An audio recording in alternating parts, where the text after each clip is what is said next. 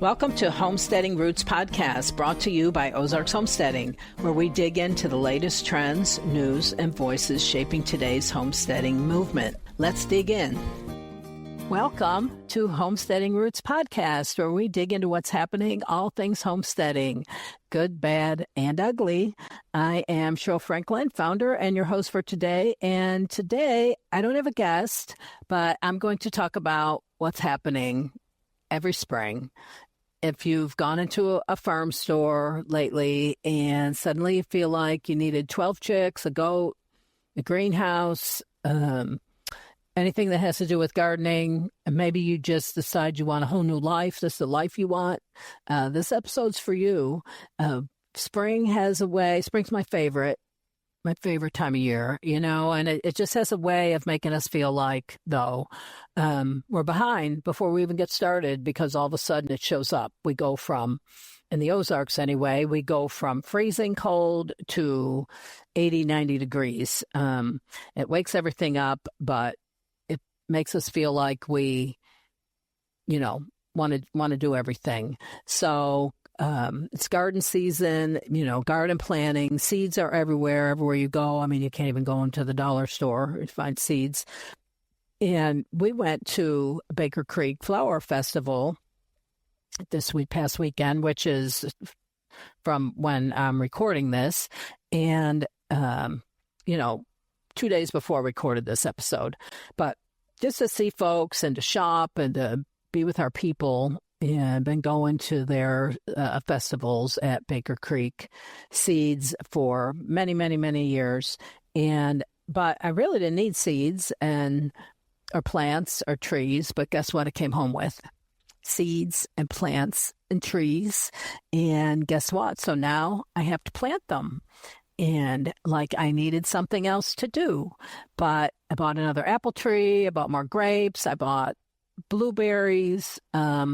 But let me tell you, in this time when we have shortages and all of a sudden food shortages, things that you just weren't prepared for sometimes, for various reasons, we have regulations that prohibit farmers from selling you certain things they've produced or added value products that you want to consume. But so securing, the production of your own food is good enough reason to have a garden or chickens or livestock. So there you go. That's how we got here. And, so starting with chicks at the feed store, that's kind of there's a danger of just looking. You hear them peeping. You're in there and you're in there to get something else. And you hear them peeping, and so you just have to go over and look. And, I usually don't have a problem with that because I'll really buy my chicks from the feed store, as tempting as that can be. But 9 out of 10 times when I'm over there, there's people buying them, and they're many times impulse buyers. They had no intentions of buying chicks when they walked into that store. And so, we have chicks right now that we're raising for our ladies homesteading camp, and also trying to decide if we want to replace our existing hens this year. We have a lot, so we don't need more chicks, but it's hard to resist. We probably will get some. And, it's spring. And what happens in the spring? Baby animals are getting born. Let me tell you about last night. So we have St. Croix sheep, and we had only bred 4 of the 8 of them this year. And 4 of 7 of the ewes this year. And so we had one that was still holding out. We thought she was going to be having these, she was going to be lambing a week ago, and she didn't. And every day I even went out of town thinking, this is not a good idea to go out of town because she's, all my sheep are going to lamb.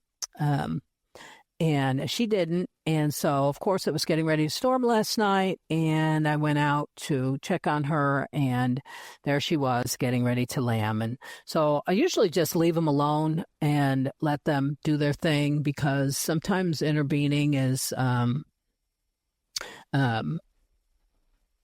just causes more trouble. And so I left her alone and went back inside and came back, and she was having trouble. And so I had to help. I did have to intervene with that. And she had a huge ewe that was very big, which is why she was having trouble getting that big thing out. And so it was late. Now we're getting towards midnight last night. And so I just went back in and then come back, and a little while later she had another one that was half the size of the first one, and it was a little ram. So now we got 5 rams out of the deal and only 2 ewes this year, which was opposite last year. So we'll be raising the rams for meat, and I think I'm going to keep those 2 ewes. We'll see. But anyway, so that's going on. And of course, I had other things going on. It's tax time. I'm just trying to get my taxes filed right last minute deadline. And then, of course, I'm going to have lambs. And then in the meantime, something was getting into our milk room, which is now our milk room from our goats. We call it the milk room. But getting into the dog food for the last few nights. And so my grandson set a trap in there before it got dark last night. And while I was out checking on this lambing thing going on, we went out there, and in no time, there was a huge raccoon in that trap. I mean, he filled up like he could hardly fit. I don't even know how he got in that trap. He was so big. And then he weighed him after that, after he was able to hold him. You know what I mean? He weighed him, and he was 17 pounds. Like, it was a huge raccoon. So anyway, so that was going on. So, things going on in the homestead, and it's not always even at the most convenient times. Sometimes it's late in the night. Thankfully, I don't have to go to a day job or anything like that, but a lot of people do. Or what if you work at night? What if you, your schedule doesn't allow for some of these things? So a lot of times in the spring, it's all happening. We have chicks and, the lambs. We actually sold our dairy goats. So we had for decades. This is the first time in decades that we don't have dairy goats on the farm. And that's a long story, but we're going to have pigs here by the next time we talk, probably. So some more pigs. And we used to raise Gloucestershire pigs, and we just love those GOS pigs. And but now we buy feeders from Zion's Gate Ranch, and we just love their pigs, and we love that breed. And so I'm just going to give a little plug out for them. And they do a great job of raising those and breeding those. And they actually provide the pig for the Ozarks Homesteading Expo that Brandon Sheard, the Farmstead meatsmith, scalds and scrapes and processes during that. So we appreciate them doing that. But anyway, besides all the animal things going on, now the grass is growing faster than we can manage it. We have 40 acres, and the biggest part's in woods, but the rest of it, the weeds here comes the weeds, and, overnight. And then, of course, social media makes it look like nobody's dealing with this stuff. So, but, it's just like it flipped a switch when spring comes, and now everything needs you all at once. And that's plus the morels. It's time for morel foraging, and so you need to get out and do that. And the red buds were blooming, so you have to get out and gather the red buds. They kind of got zapped with the freeze this year, but so so you just want to do everything. I know I want to do everything because spring's my favorite. That's part of why it's my favorite. You have to collect all the things that can be collected, and and all the babies, and it's work, but we love the babies, and we love the baby lambs, and we love chicks, and we love baby pigs, and who does it?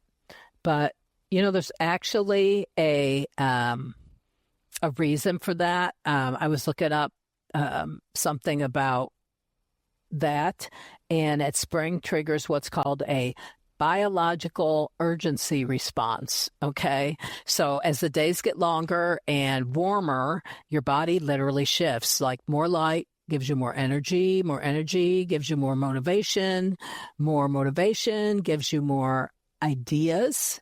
Mine are all last minute and impulsive ideas, or hey, I'm heading out there to do chores, or I'm heading out there to build something, and then I see something else and go, oh, we need to build a fence for this because chickens are getting in, So, but there's actually a technical reason for that. And so, it's not just in your head that, you're wanting to do all those things, and it's a seasonal thing.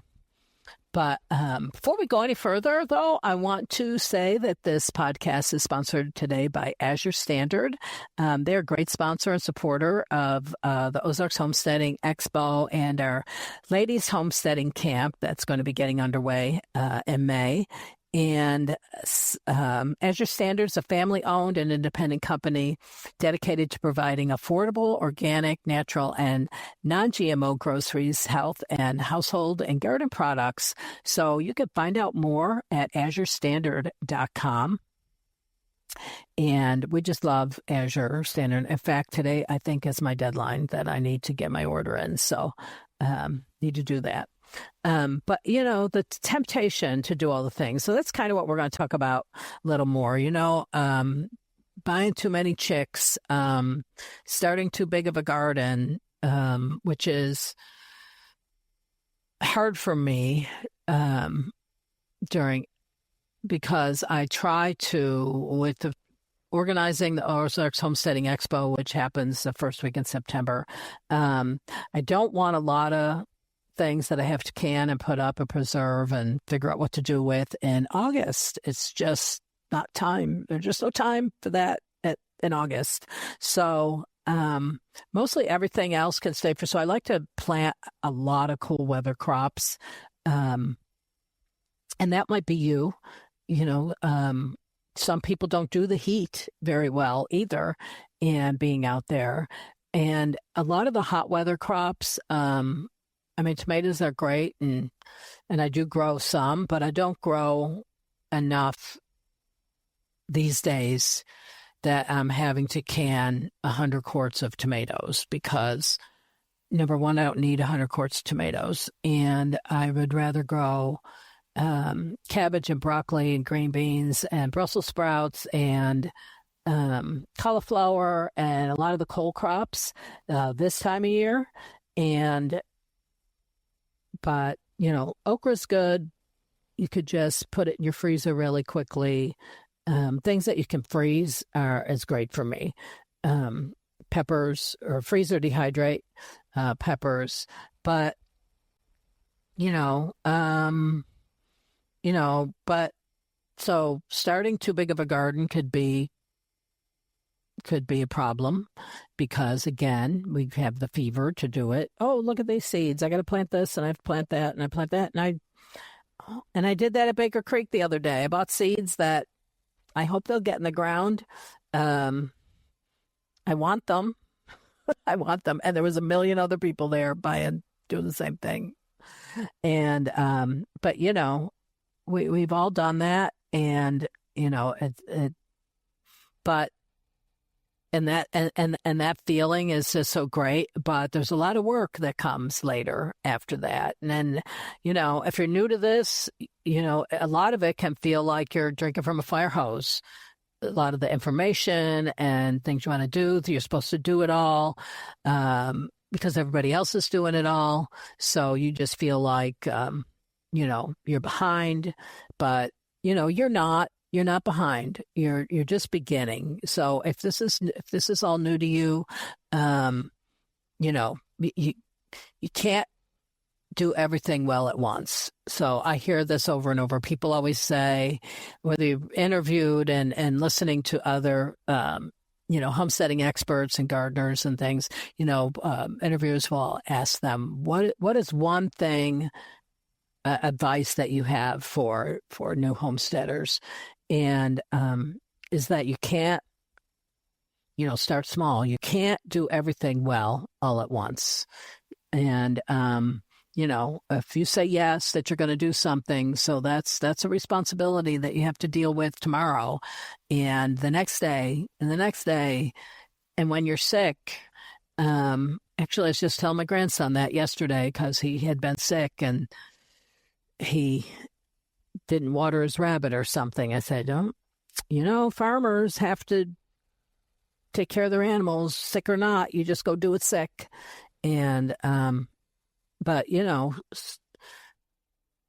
are you ready for that? Are you ready for daily care? Chickens need daily care. Gardening needs watering, weeding. I don't care what you do. You're still going to have to weed your garden. Harvesting. And you don't want to waste what you've accomplished, what you've grown. And then, of course, with your animals, there are no days off. There's no days off. And I know that a lot of people aren't prepared for that when they get animals.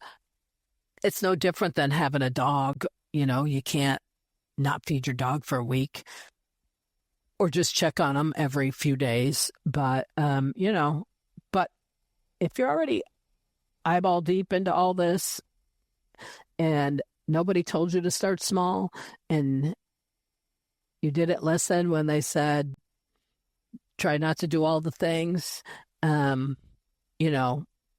okay. You don't have to quit. You just need to prioritize sometimes. If you're getting a little overwhelmed and it's like triage, keep the living things alive first, okay? Animals, they need to be taken care of. If you're just doing the whole homestead thing, right? There's so many things you want to do. You want to get your greenhouse and your fences and your grass. You want to make things beautiful, but the animals need to come first. And the seedlings, if you've planted all these seeds and then you've got a whole tray of seedlings or I have some seedlings right now I'm trying to keep alive. Anything that depends on you, you need to take care of that first. If other things can go, other things can wait. You can lower the bar on what your garden looks like. It does not have to be perfect.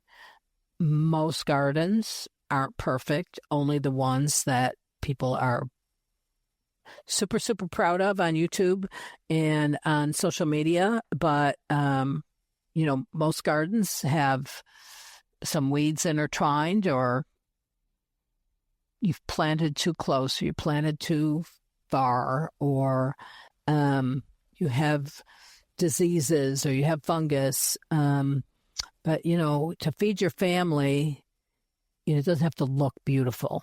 You don't have to have every weed out of the way, even though that's wonderful and ideal. And, your garden, your fence, doesn't have to be pretty to work. We have made some fences out of some really crazy things, and we just look like hillbillies sometimes, let me tell you. But, if you need a fence in a hurry, or something is getting into somewhere, or you don't want something to get out, sometimes you just have to grab whatever you have and not pay thousands and thousands of dollars for a fence installer to come fix it for you. It is ideal to have great fence around your perimeter of your property, because something's going to get out.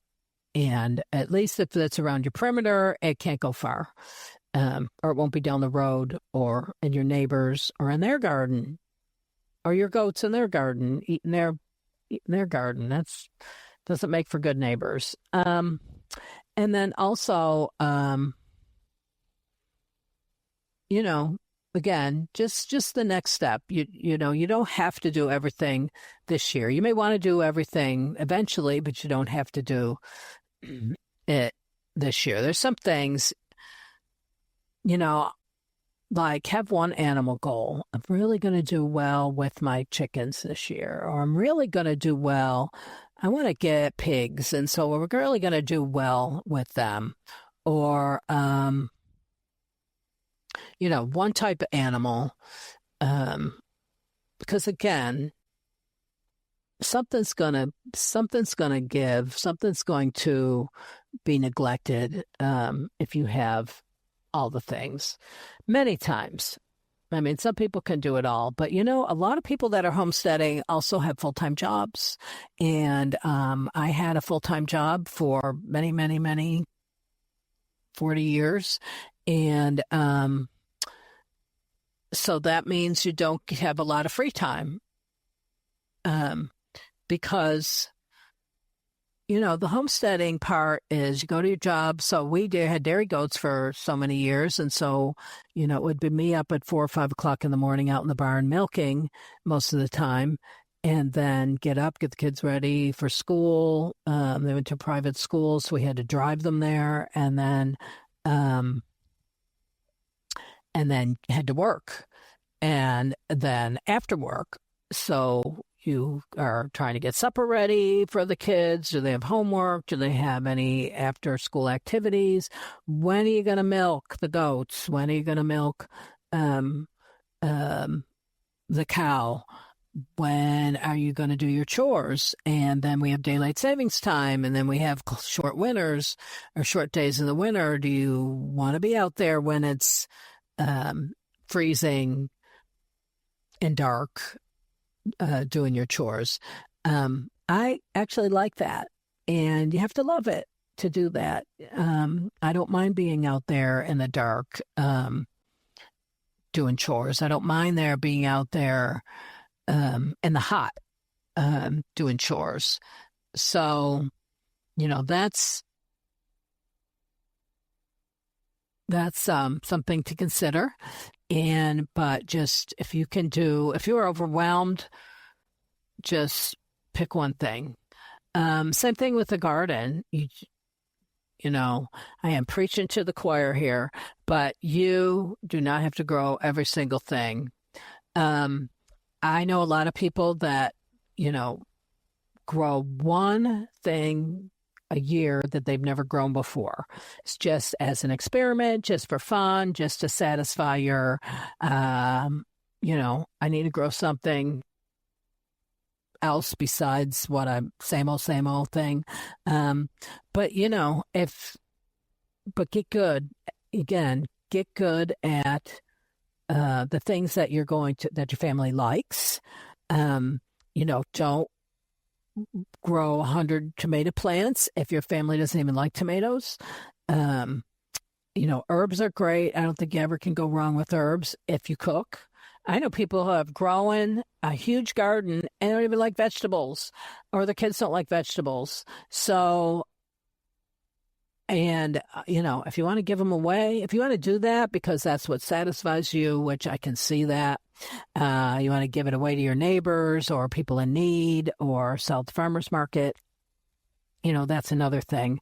But if it's just for your family, find the things that they like the most. Again, we like cold crops, and that's our big thing. And then I don't have to worry about a whole lot of things in the summer. Right now, I'm trying to establish more because I bought grapes more grapes and more blueberries, and we trellised up our blackberries, and we have elderberries. So we've got this great food forest going on, and those things are perennials, and they pretty much, kind of sort of take care of themselves, but you don't have to tend to them every single day. So, and you don't have to plant them every year. So that's another thing. And then there's another skill in the kitchen, inside with preserving. Get really good at canning. You don't have to do canning and sourdough and fermenting and drying and tanning hides or whatever. You can just get good, really, really good at one thing. And, if you could do those three things, an animal or your chickens and then your garden, just enough to where you're just doing it really well. And one skill in the kitchen, you're winning. You're really winning. And you win in the fight sometimes. But, because it's not all about doing everything. It's not all about, especially if you're doing it because you think everybody else is doing it, it's what matters to you and your home and what gives you satisfaction, as well. And you don't have to prove anything to anybody. You need to be small and steady and faithful. Build something beautiful that's beautiful for you. And you know what? At the end of the day, at the end of summer, it can look a wreck. It can look a wreck because you didn't get around to weeding as much and you didn't get around to doing all the things that you think you have to do. But it's okay. I do not have magazine photograph garden, and I never have, because something needs something, I find something, throw it in there, and I need a fence, I need a trellis. It's made out of all kinds of things, but if you it can get out of control, really. But it's it's not a reason to beat yourself up. But I got to say, if you have kids, get them out early. There's no sleeping in. Get up early and do some weeding, and don't, do it on a regular basis so it's not such a big job. Make it fun. And you know what? A whole lot of those weeds are edible. So find that, we'll be talking about that too. But a lot of the weeds you're pulling, the lamb's quarters and the nettle and the chickweed and of course your dandelions. There's a lot that are edible, and so there you go. If you're teaching your kids, or say you're homeschooling or not, that's just an opportunity to learn about. Not all weeds are just weeds, right? And I think, you don't have to be, to do more to be a homesteader. You just need to begin right where you are. Again, spring is just the most wonderful time to, get started and do all that. But we're going to be actually teaching a lot of these skills. Thinking when this podcast is going to be coming out, probably right before our deadline, at our ladies homesteading camp. It's a 5-day, overnight, all-inclusive boot camp of sorts. But it's pampering too. So, we're not like military beat you up, mush, mush, mush kind of thing, but it's done at a wonderful pace. But it is boot camp because you start in the morning till late afternoon to just learning hands-on some very practical, wonderful, essential homesteading skills. And then our farm-to-table dinners are just such a delight, and each evening, and then our evenings are spent listening to usually one of our teachers sharing their homesteading journey or their faith journey. This year we've had every year Sarah from Living Traditions Homestead, and we just love that she comes and teaches all day and spends the evening sharing and eats with everybody and just visits with everyone. And they aren't doing as many YouTube videos anymore on a regular basis, so you'll see, if you're a fan, you don't see her this much, you could come hang out with her for a couple days at least of the days at the Ladies Homesteading Camp, May 19th through 23rd in Neosho, Missouri. And of course, you can find that on the OzarksHomesteading.com website, along with the Ozarks Homesteading Expo information, which I am so excited. This is like, this time of year is when we're just going great guns trying to finalize our speakers, and we're just pulling in vendors. This event started as a resource fair, really. So we just wanted people to meet businesses that had the best, coolest, awesomeness products and services for homesteaders. And we have them. I mean, we have the best. I think we have the best vendors selection of any event around. And we have worked very hard to make that happen, actually, as this didn't come easy. And so we have worked for many years to try to seek out some of the really cool businesses so that you could get your homesteading resources for. And we have great speakers this year, and we're so excited. Daniel Salatin's going to be there. He is such a joy, and you are just going to love him. We're going to be doing a lot of hands-on things there too, so that's going to be awesome. And anyway, so I think that again, I'm going to go out and we're getting rain, and we're getting rain right now, which thank you, God, because we have been very, we've needed rain a lot. So can't go out and work in the garden today, but we did get some stuff planted again yesterday. And so it's getting rain, and I'm really excited about that. So until we catch up with you again, I did want to say that, talking about Baker Creek, the Spring Planting Festival will be coming up. I think this podcast will come out the week before that. So the Spring Planting Festival at Baker Creek Seeds is a great thing for event if you haven't ever been there. And I always love to get a plug for that. They don't tell me to do that, but they're a great supporter, too, of all of our events. So we do appreciate that. And if you ever have been in the general store there where they have their seeds, it's just an experience. It's an experience. But bring money.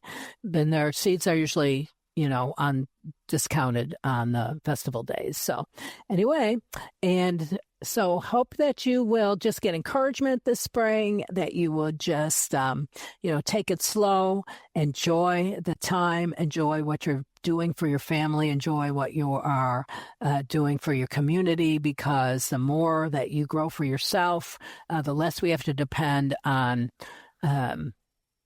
corporate and government food and such as that. So, that's what's important. And we just love you, and may God bless you and your family. Until next time. Thanks. I hope you enjoyed this episode. You can find out more about us and keep up with what's going on at www.ozarkshomesteading.com.